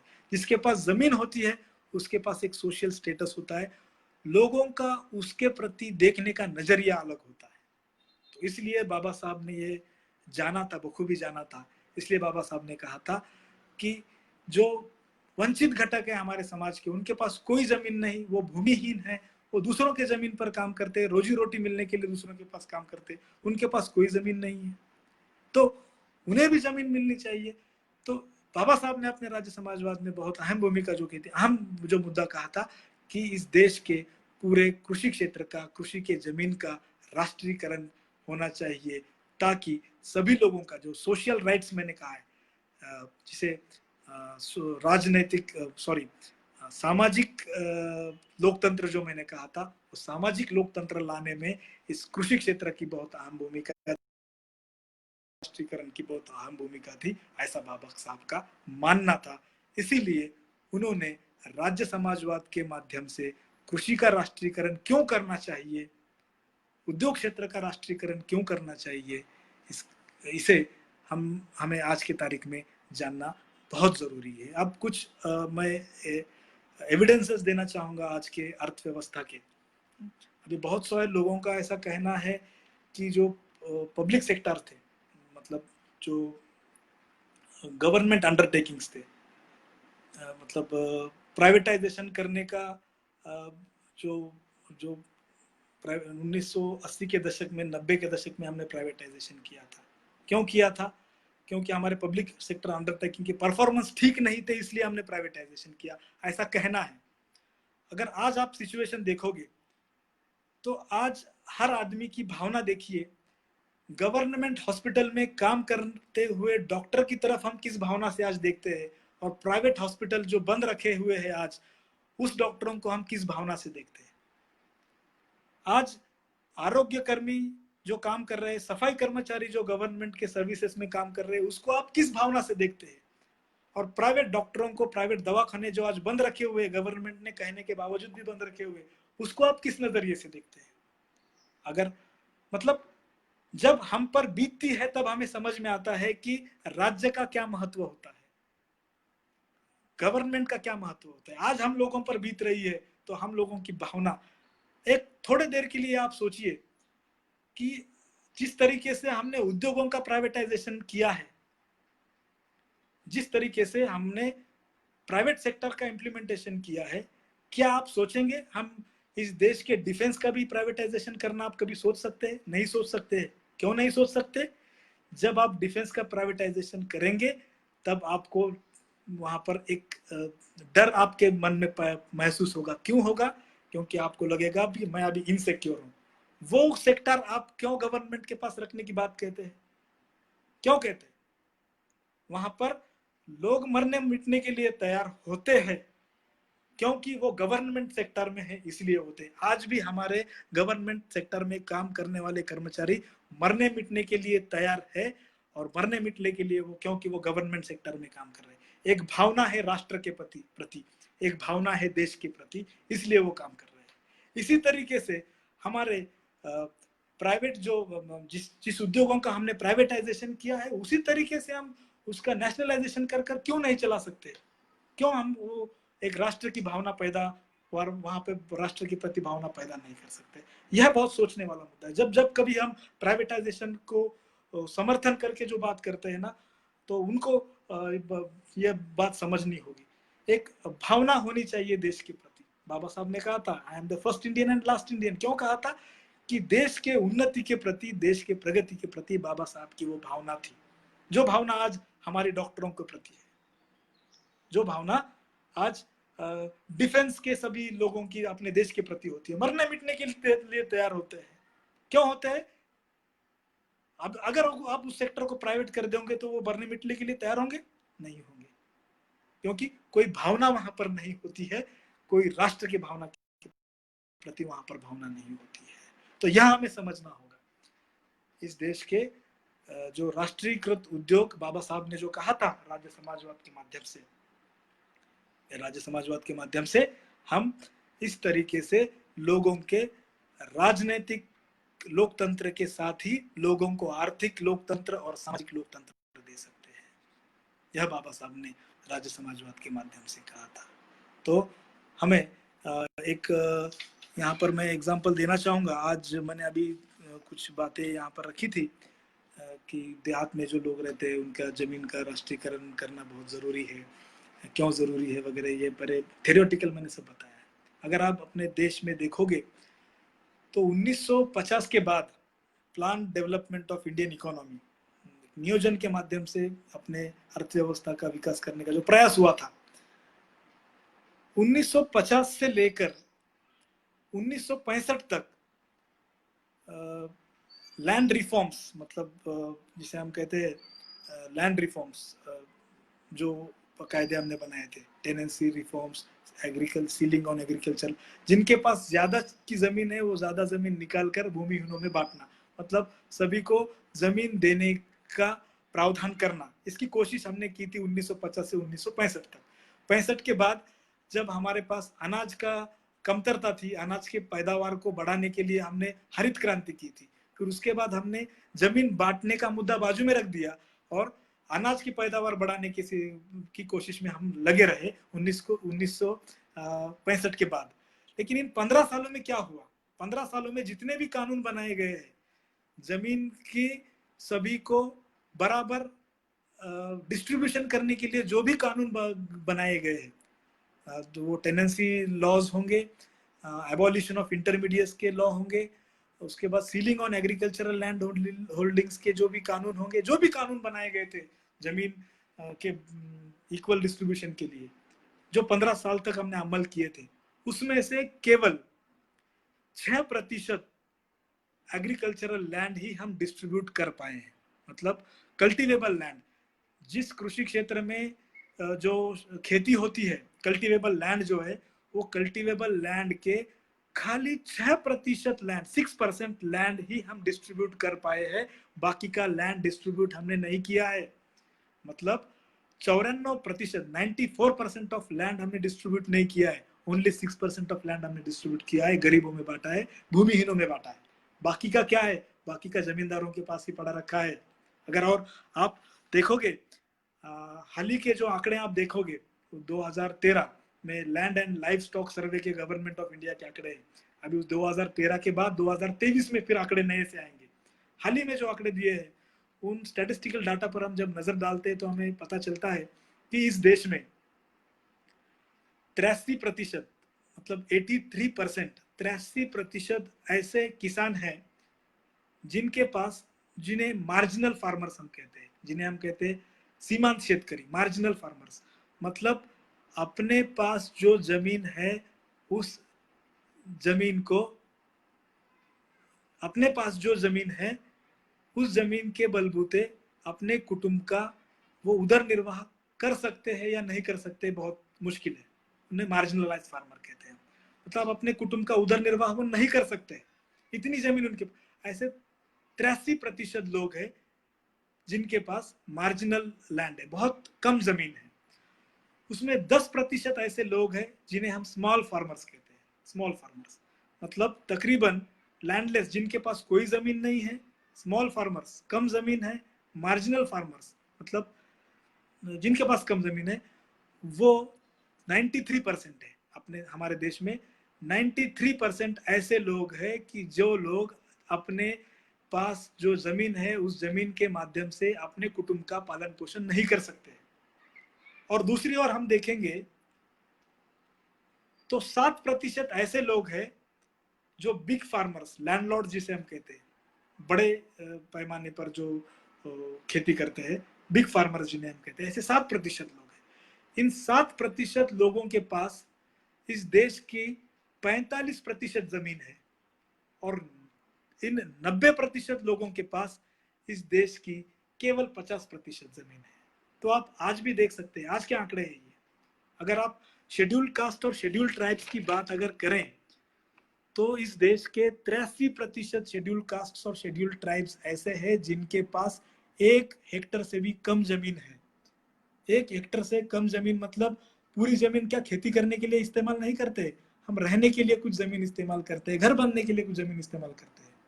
तो खेती के लिए क्या जमीन रहेगी, और उसके उस जमीन के बलबूते और अपने कुटुंब का पालन पोषण वो किस तरीके से कर पाएंगे, ये बहुत अहम मुद्दा है। तो इस वजह से जो कृषि क्षेत्र का राष्ट्रीयकरण है, वो कृषि क्षेत्र का राष्ट्रीयकरण होना यहाँ पर बेहद जरूरी है। और डॉक्टर बाबा साहब अम्बेडकर ने जो राज्य समाजवाद की नींव रखी थी, जो राज्य समाजवाद के माध्यम से लोगों के हक को देते हुए समाजवाद लोकतंत्र के माध्यम से लाने का जो नींव बाबा साहब ने रखी थी, उसका फिर से पुनर्विचार होना जरूरी है, ऐसा मैं यहाँ पर समझता हूँ। और मेरे ओर से जो भी मैंने यहाँ पर मुझे रखना था इस माध्यम से, वो मैंने यहाँ पर आप सभी लोगों के सामने रखा है। मतलब राष्ट्र निर्माण के लिए और समतामूलक समाज प्रस्थापित करने के लिए बाबा साहब का जो आर्थिक और सामाजिक प्रारूप है, उस आर्थिक और सामाजिक प्रारूप के तौर पर हम इस राज्य समाजवाद के प्रारूप को देख सकते हैं। यही मेरा यहाँ पर इस माध्यम से कहना था। मैंने मेरा कहना आपके सभी के सामने यहाँ पर रखा है। अगर इस किसी को कोई चर्चा इस बात पर करनी हो तो वो चर्चा कर सकते हैं। धन्यवाद।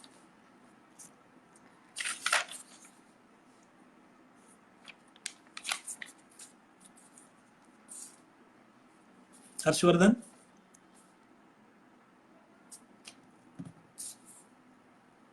हेलो।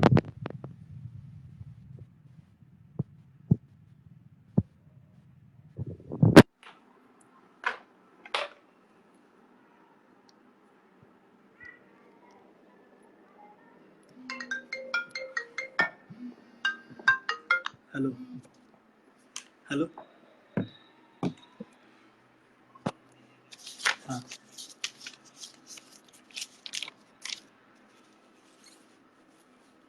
हाँ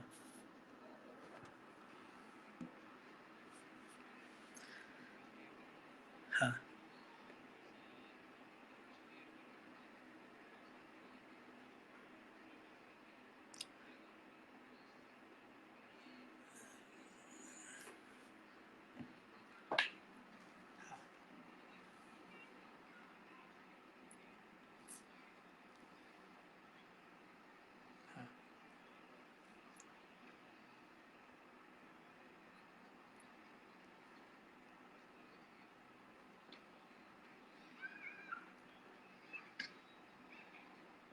सोशल डेमोक्रेसी।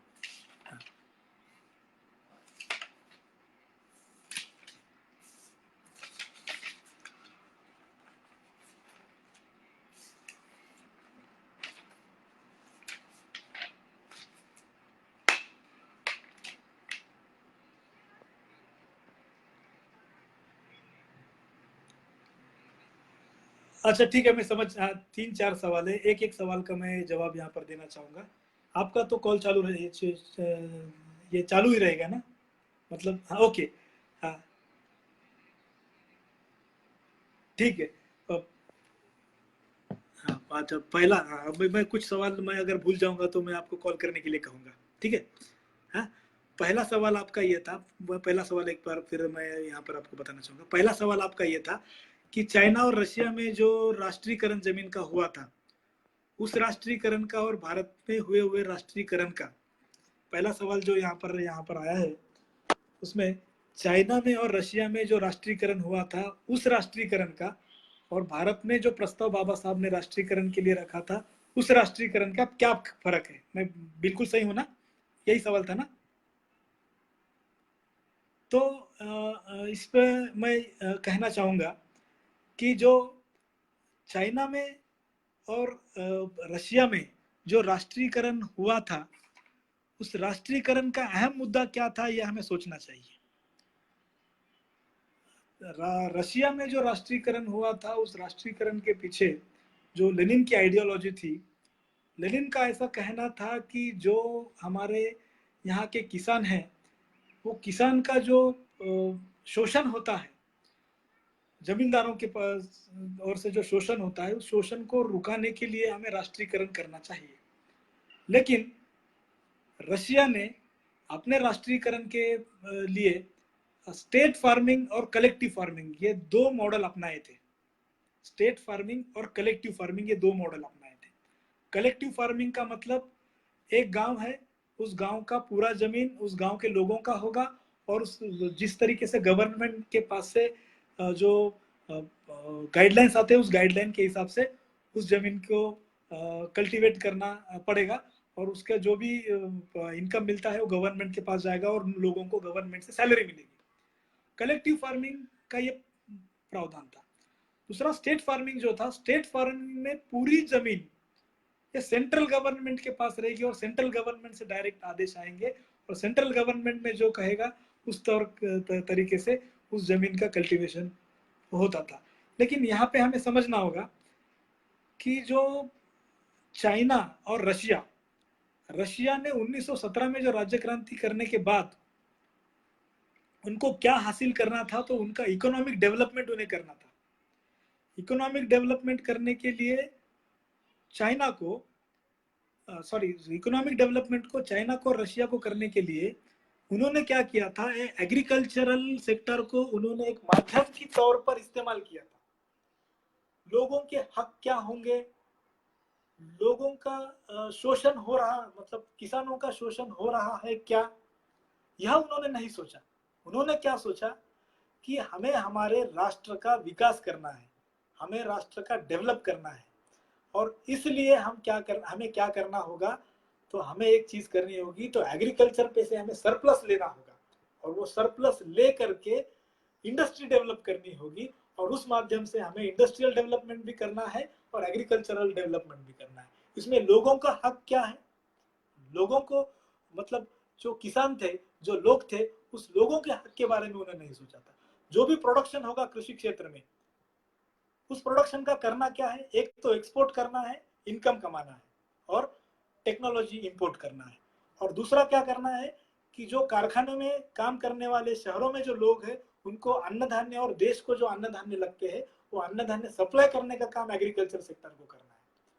उस एग्रीकल्चर सेक्टर में काम करने वालों के लोगों के हक का क्या, उस एग्रीकल्चर सेक्टर में काम करने वाले लोगों का सामाजिक दर्जा क्या, सामाजिक औहदा क्या, इसके बारे में उन्होंने नहीं सोचा था। यही मॉडल जो है, यहाँ पर इस मॉडल में जो गलती उन्होंने की थी, उस वजह से ही रशिया का आगे विघटन हो चुका था। 1950 के दशक में जो सोवियत रशिया के टुकड़े हो चुके थे, इसी पॉलिसी की वजह से टुकड़े हो चुके थे। यह सवाल जो पहला क्वेश्चन जो मुझे पूछा गया था, उसका ये सवाल है। अभी दूसरा सवाल आप लोगों के ओर से पूछा गया था मुझे कि बाबा साहब ने स्टेट सोशलिज्म, जो राज्य समाजवाद, इस राज्य घटना के माध्यम से रखना चाहा था, लेकिन उन्होंने राज्य समाजवाद उसमें इंक्लूड नहीं कर पाए, उसका क्या रीजन है, यही सवाल था। मतलब बाबा साहब को लगता था कि घटना में राज्य समाजवाद का इंक्लूजन होना चाहिए, इनकॉर्पोरेट होना चाहिए, लेकिन नहीं हुआ। क्यों नहीं हुआ? कॉन्स्टिट्यूएंट असेंबली में जो भी क्लॉजेस आते थे, जो भी विषय आते थे, उस विषयों पे चर्चा होती थी। उस विषयों पे चर्चा होने के बाद बहुमत से वो विषय पारित होते थे, और बहुमत से विषय पारित होने के बाद वो राज्य घटना में कलमों के तौर पर, आर्टिकल के तौर पर वहां पर रखे जाते थे। अभी बाबा साहब की ओर से वोटिंग होना, और बाबा साहब ने जो यहाँ पर कहा था कृषि क्षेत्र का राष्ट्रीयकरण, बहुत से उस समय चुनकर जो आए हुए लोक प्रतिनिधि थे वो जमींदार थे, वो पूंजीपति थे, और वो पूंजीपति, वो जमींदार जो उस समय के लोक प्रतिनिधि हुआ करते थे, वो किस तरीके से बाबा साहब के इस प्रावधान को मान्यता देंगे? बाबा साहब के तरफ से जो वोटिंग हुआ करती थी, निश्चित ही वो वोटिंग कम हुआ करती थी। इस वजह से ये जो क्लॉज है, वो क्लॉज बाबा साहब वो क्लॉज नहीं ले सके। बाबा साहब का एक रेफरेंस है, बाबा साहब ने बहुत गुस्से में आकर बाबा साहब ने कहा है कि हम हमेशा से सुनते हैं कि बाबा साहब को जिस तरीके की राज्य घटना होनी चाहिए थी, उस तरीके की राज्य घटना बाबा साहब ने नहीं बनाई है, बना नहीं पाए, क्योंकि बहुत से मर्यादा बाबा साहब पर आते थे। बहुत से उनके जो क्लॉजेस वहां पर उन्हें मंजूर करने होते थे, वो मंजूर नहीं होते थे, क्योंकि बाकी के जो असेंबली में लोग थे उनका विरोध करते थे, और बहुमत से जब उनका बिल पारित नहीं होता था तो कुछ नहीं कर पाते थे बाबा साहब। तो यह जो बात है, बाबा साहब ने यहाँ पर एक बार खंत व्यक्त की थी, एक रिग्रेट यहाँ पर बाबा साहब व्यक्त करते थे कि मैं जो कुछ भी इस संविधान में इनकॉर्पोरेट करना चाहता था वो मैं नहीं कर पाया हूं। बाबा साहब ने कहा था कि मैंने कंस्ट्रक्शन किया है, लेकिन एक मजदूर के तौर पर मैंने इसका कंस्ट्रक्शन किया है। कौन सा कंस्ट्रक्शन? जो मटेरियल था वो मटेरियल मुझे दूसरों के पास से, दूसरों का मटेरियल मुझे लेना पड़ा, और उस मटेरियल को मैंने लेकर ये कंस्ट्रक्शन किया। मुझे जो संविधान अपेक्षित था वो संविधान में नहीं बना पाया, वो नहीं बना सका। ये आखिरी तक बाबा साहब कहते रहे। ये आपके दूसरा सवाल, वहां पे अपोज होने के कारण, मेजोरिटी ना होने के कारण ये प्रावधान बाबा साहब नहीं ला सके। ये दूसरा सवाल। तीसरा सवाल आपका था कि हम इस जो राष्ट्रीयकरण का जो मुद्दा है, राज्य समाजवाद का जो मुद्दा है, किस तरीके से हम राष्ट्र निर्माण के प्रक्रिया में या हम अपने घटना में ला सकते हैं, या भारतवर्ष में या भारत में हम इसका इम्प्लीमेंटेशन किस प्रकार से कर सकते हैं। मैंने पहले मेरे लेक्चर की शुरुआत में मैंने कहा था कि राष्ट्र निर्माण की जो प्रक्रिया है, इस राष्ट्र निर्माण की प्रक्रिया कंटिन्यूअस प्रक्रिया है। मतलब बदलाव जो समाज में होते हैं, समाज में बदलाव होते रहते हैं। कब होते हैं? कि जब उस देश के बहुतांश, मतलब मेजॉरिटी लोगों को लगना चाहिए कि ये बदलाव होना चाहिए। मेजॉरिटी लोगों का अगर भली भांति सब कुछ उनका फुलफिलमेंट होता होगा तो वो इस चक्कर में नहीं पड़ेंगे, वो इस बदलाव के चक्कर में नहीं पड़ेंगे। जिसके प्रॉब्लम्स होते हैं, जो सीवियरिटीज प्रॉब्लम्स को फेस करते हैं, वो इस बदलाव के चक्कर में पड़ेंगे।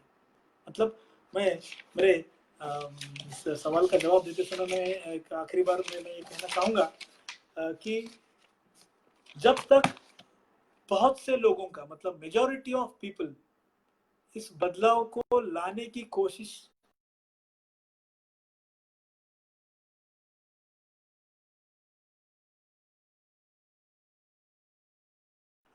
इसमें सब बदलाव ला सकते हैं। यह मेरा आपके उस सवाल का उत्तर है। मैं समझता हूँ कि जो कुछ भी आपने सवाल मुझसे पूछे हैं उसका मैं जवाब दे चुका हूँ। और भी कोई सवाल होगा जिसे मैं मिस करता हूँ तो उसको सवाल आप मुझे पूछ सकते हैं।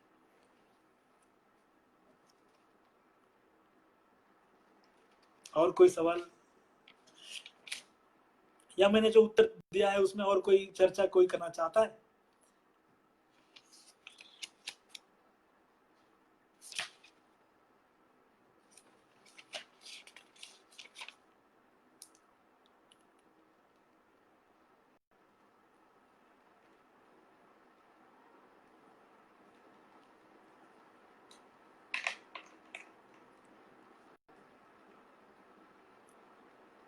और कोई सवाल?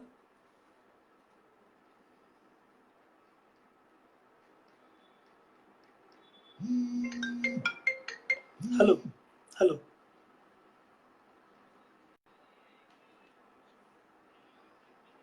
हाँ हाँ हाँ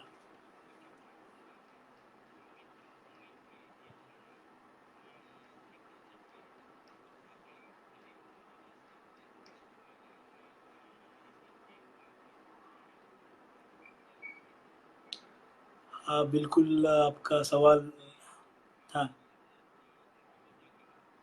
सवाल अच्छा ठीक है। यहाँ पर और एक सवाल यहाँ पर पूछा गया है। मार्क्सवाद मार्क्सिज्म और अम्बेडकरिज्म पर यह सवाल है। जिस तरीके से मार्क्सिज्म के माध्यम से मार्क्सिज्म को अगर हम कहना चाहेंगे तो इस दुनिया में ऐसा कोई देश नहीं है कि जिस देश में मार्क्स को कोई नहीं जानता हो। मार्क्सिज्म दुनिया के तो इस दुनिया में हर जितने भी कोई देश 200-250 जो देश होंगे उस हर सभी देशों में मार्क्स को सभी लोग जानते हैं। क्यों जानते हैं? क्योंकि मार्क्स ने जो विचारधारा लिख कर रखी थी उस मार्क्सिज्म की विचारधाराओं को मार्क्स के बाद के अनुयायियों ने दुनिया तक पहुंचाने की कोशिश की थी। मतलब मार्क्सिज्म ने जो अपना दास कैपिटल के तौर पर या कम्युनिस्ट से जो मार्क्स ने लिख कर रखा था उस मार्क्सिज्म को 1917 में अमल में लाने की कोशिश लेनिन ने की थी। लेनिन ने मार्क्स के पूरे विचार किस तरीके से अमल में ला सकते हैं इसकी कोशिश कर 1917 में रशियन रिवॉल्यूशन करके रशियन राज्य क्रांति करके वहां पे मार्क्सिज्म अमल में लाया था। उसके बाद उसी का इमिटेशन चाइना ने करके माओ से तुंग ने वही इमिटेशन जिसे मैंने पहले भी कहा था मार्क्सिस्ट लेनिनिस्ट स्टालिनिस्ट मॉडल जिसे कहते हैं Marxist Leninist Stalinist model. Marks के विचार उस पर लेनिन के विचार उस पर बाद में स्टालिन के विचार तीनों के विचार को एकत्रित करके फिर माओ के विचार ने चाइना में इस मूवमेंट को बढ़ावा दिया था। और मार्क्स के जो भी अनुयायी थे उस मार्क्स के अनुयायियों ने मार्क्स के विचारों का एक सिद्धांत बनाया है जो कि अम्बेडकरिज्म के बारे में अम्बेडकराइट मूवमेंट के बारे में यह कमतरता हमें यहाँ पर महसूस होती है। अम्बेडकर बाबा साहब अम्बेडकर ने सिर्फ स्टेट सोशलिज्म और स्टेट एंड माइनॉरिटी के माध्यम से ही नहीं, मैंने जो भी ग्रंथों का यहाँ पर उल्लेख किया था उन ग्रंथों के अलावा जो भी बाबा साहब के और बहुत सारे ग्रंथ है उन सभी ग्रंथों का एकत्रीकरण करके हमें बाबा साहब अम्बेडकर का एक थॉट जो है उसका सिद्धांत बनाना है और उस सिद्धांत को अमल में लाने के लिए हमें कोशिश करना है।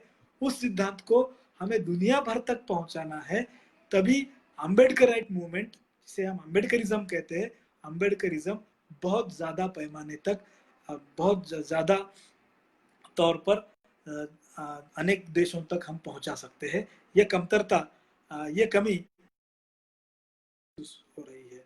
और दूसरी एक बात मैं इस से ही एक बात दूसरी यहाँ पर अहम कहना चाहूंगा कि अम्बेडकराइट फिलोसफी की केवल चर्चा होने से अम्बेडकराइट फिलोसफी के थ्योरी में कन्वर्जन नहीं होगा। सिर्फ चर्चा होने से, या हम कहते तत्वज्ञान बताने से या तत्वज्ञान फैलाने से अम्बेडकरिज्म सही मायने में इम्प्लीमेंट नहीं होगा।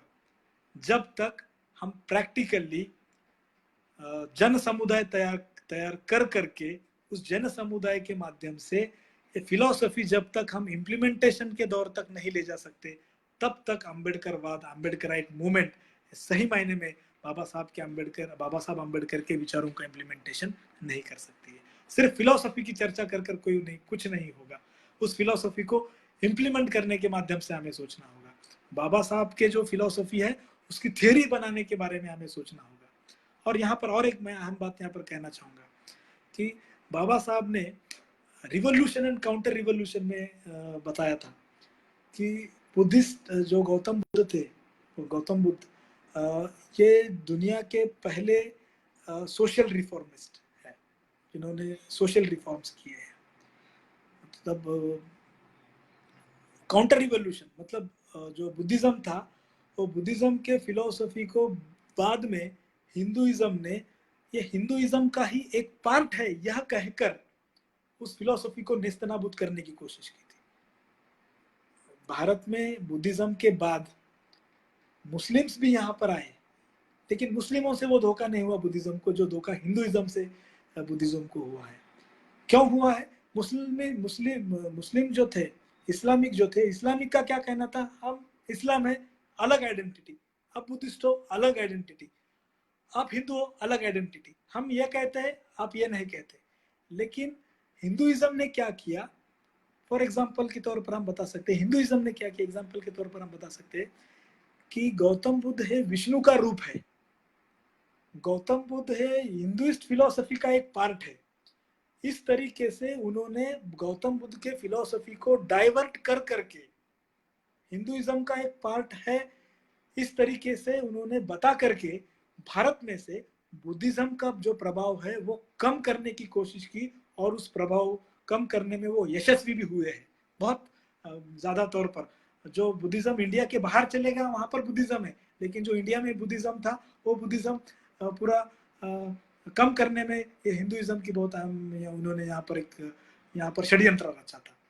तो उस प्रकार का मतलब उन्होंने बुद्धिज्म की फिलोसफी डाइवर्ट कर करके लोगों को बताई थी, हिंदुइज्म के ही एक पार्ट कर करके बताया था।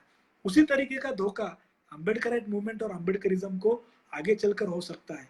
इस वजह से हमें अम्बेडकर मूवमेंट क्या है, अम्बेडकरिज्म क्या है, बाबा साहब ने क्या लिखा है, बाबा साहब क्या कहना चाहते थे, यह हमें समझ के लेना बहुत जरूरी है। शायद हो सकता है कि बाबा साहब ने की जो भूमिका है अगर हम नहीं पढ़ेंगे, हम नहीं समझेंगे, तो बाबा साहब का ये पूरा जो भूमिका है, बाबा साहब की जो पूरी फिलोसफी विचारधारा है, ये जो पढ़ने वाले दूसरे जो लोग हैं वो उनको डाइवर्ट करके बता सकते हैं, डाइवर्ट कर करके परत फिर से ये जो रिवॉल्यूशन है वो रिवॉल्यूशन ठंडा करने की कोशिश कर सकते हैं। तो यह एक धोखा भी हमें यहाँ पर अम्बेडकराइट मूवमेंट के सिलसिले में, ये धोखा हमें बहुत बेहद यहाँ पर समझना होगा।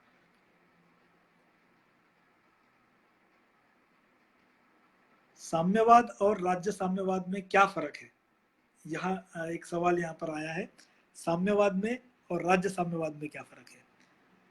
साम्यवाद जो है, जिसे हम मार्क्स ने ही नहीं तो मार्क्स के पहले बहुत से लोगों ने, बहुत से विचारवंतों ने साम्यवाद के बारे में कहा था, लेकिन मार्क्स ने जो साम्यवाद कहा था उसे हम साइंटिफिक सोशलिज्म कहते हैं, वैज्ञानिक समाज साम्यवाद कहते हैं, वैज्ञानिक समाजवाद। हेलो, मुझे यहाँ पे सवाल साम्यवाद और राज्य समाजवाद, ओके ठीक है। साम्यवाद और राज्य समाजवाद में क्या फर्क है? साम्यवाद जो है ये क्रांति पर और रक्त रंजित क्रांति पर विश्वास रखती है। साम्यवाद जो है वो रक्त रंजित क्रांति मतलब साम्यवाद की जो नींव है, वो साम्यवाद की नींव आर्थिक है, इकोनॉमिक बेस पे वो साम्यवाद बना है। जो साइंटिफिक सोशलिज्म मार्क्स ने कहा है, कम्युनिज्म के बारे में जो मार्क्स ने कहा है, सोशलिज्म के बाद का जो स्टेज है वो कम्युनिज्म है, सोशलिज्म के बाद का स्टेज है कम्युनिज्म। तो मार्क्स ने कहा साम्यवाद आने के बाद कम्युनिज्म आता है। कम्युनिज्म आने के लिए वक्त लगता है, पहले समाजवाद आता है, उसके बाद कम्युनिज्म आता है, साम्यवाद आता है। तो इसमें क्या होता है, साम्यवाद में रिवॉल्यूशन होता है। जो हैव्स और हैव नॉट्स, जो पूंजीपति है और जो कामगार है, इनका जो म्यूचुअल इंटरेस्ट है, ये इकोनॉमिक इंटरेस्ट है। कुछ लोग हैं जिनके पास उत्पन्न का साधन नहीं, और कुछ लोग हैं जिनके पास पूंजी है, पूंजीपति है। ये दोनों में कॉन्फ्लिक्ट होते हैं, झगड़ा होता है, और इस झगड़े के माध्यम से जिनके पास कुछ भी नहीं, वो जो सब कुछ है उन पर हावी हो जाते हैं और अपनी सत्ता प्रस्थापित करते हैं। और अपनी सत्ता प्रस्थापित करने के बाद वो समाजवाद वहां पर लाते हैं। समाजवाद लाने के बाद पूरे देश का जो संपत्ति होती है उसका राष्ट्रीयकरण करते हैं।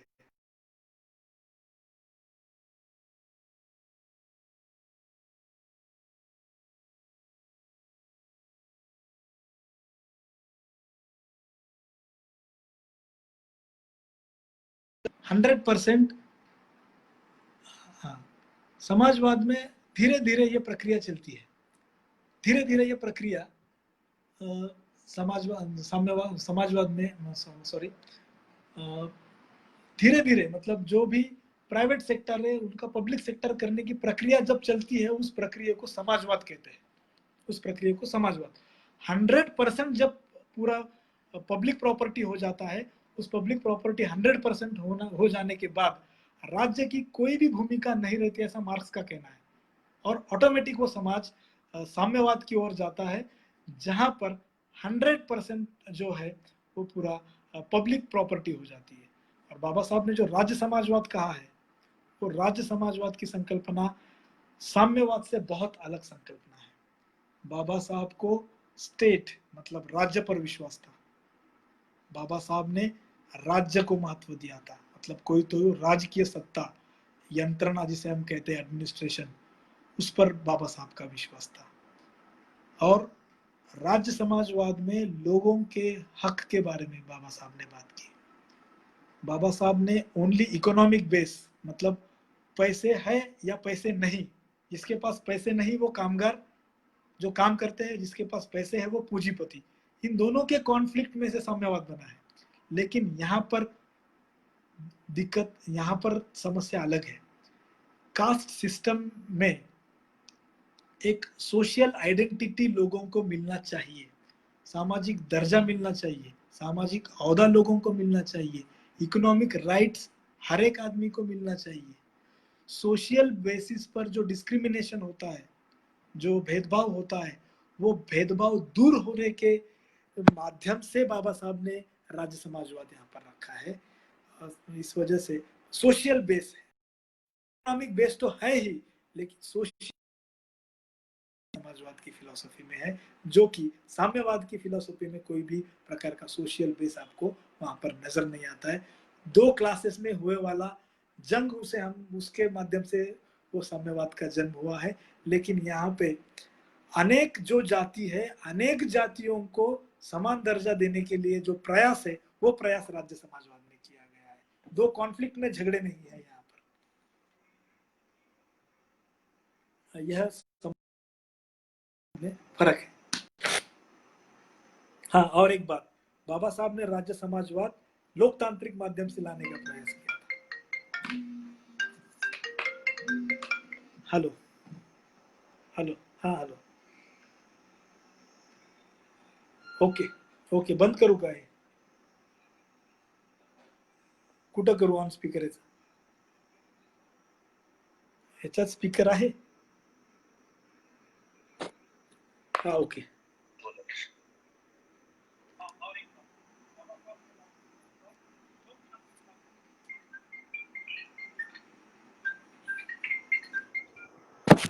हेलो, हाँ ऑन है। जेवीएम साथियों, ये थे लेफ्ट विवेकानंद, प्राध्यापक डॉक्टर राजशेखर नीलोलू। मैं डॉक्टर हर्षवर्धन बात कर रहा हूँ, national SC/ST OBC student and youth front का राष्ट्रीय अध्यक्ष। और आज का जो लेक्चर था, जो विशेष व्याख्यान था, एक अम्बेडकरवाद एक समझ। हमारा कहना है कि किसी भी मूवमेंट की आत्मा विचारधारा होता है, उसकी फिलोसॉफी होती है। विचारधारा नहीं है, उसके जिसके पास विचारधारा नहीं है उसका संगठन एक ढांचा होता है सिर्फ, जिसमें जान नहीं है। तो हमारे पास विचार है, बाबा साहब की बहुत सारा मटेरियल है, हमें उनको समझना पड़ेगा। राष्ट्र और समतामूलक समाज निर्माण करने के लिए बाबा साहब अम्बेडकर का विचार हमें समझ के लेके हमारा अम्बेडकर राइट्स मूवमेंट आगे बढ़ाना होगा। अगर हम ये मूवमेंट्स नहीं बढ़ाएंगे तो ये मूवमेंट, जिस तरह राजशेखर सर ने कहा कि ये मूवमेंट, ये विचार कोई तो समझ पाएगा और इस विचारों को डाइवर्ट करेगा, जिस तरह बुद्धा का विचार डाइवर्ट किया गया है इसमें। जिस तरह बुद्धा ने विष्णु का क्या भगवान को नकारा था, मगर उसको भगवान का अवतार आज बनाया गया। तो आने वाले वक्त में उसी तरह बाबा साहब को के विचारों को डाइवर्ट किया जाएगा। ये पूंजी हमारे पास है, एक अम्बेडकरवाद की एक सैद्धांतिक बात बाबा साहब ने हमें दी है, और उसका वारसा हमें आगे चलाना पड़ेगा। जिस तरह मार्क्स की विचारधाराओं को लेनिन ने अमली पहनाया है, तो हमें भी बाबा साहब अम्बेडकर के विचारों को अमली पैजामा पहनाना पड़ेगा, और इस देश में राज्य समाजवाद लाना पड़ेगा। इस देश का निर्माण और समतामूलक समाज बाबा साहब के विचारों पर हमें स्थापित करना पड़ेगा। धन्यवाद राजशेखर नीलोलू सर, आपने हमारे पेज पे आके हमारे सभी जो साथी है, सभी जो बाबा साहब अम्बेडकर को मानते हैं, जो विचारों के लोग हैं, उनके पास अपना स्टडी आपने पहुंचाया। आप भी national SC/ST OBC student and youth front के बहुत अहम हिस्सा हो जब से संगठन स्थापित हुआ है।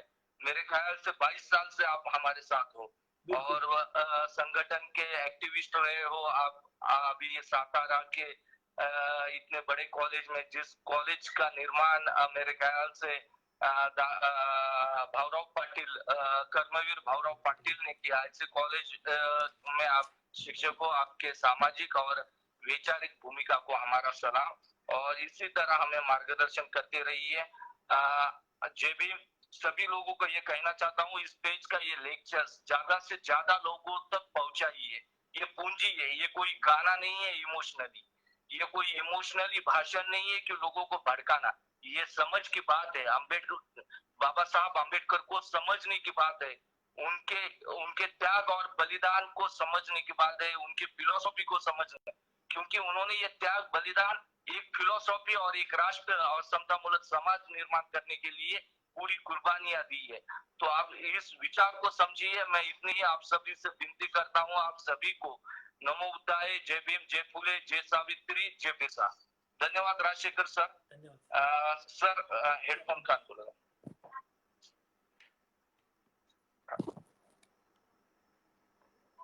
हेलो, हाँ फिनिश करूं।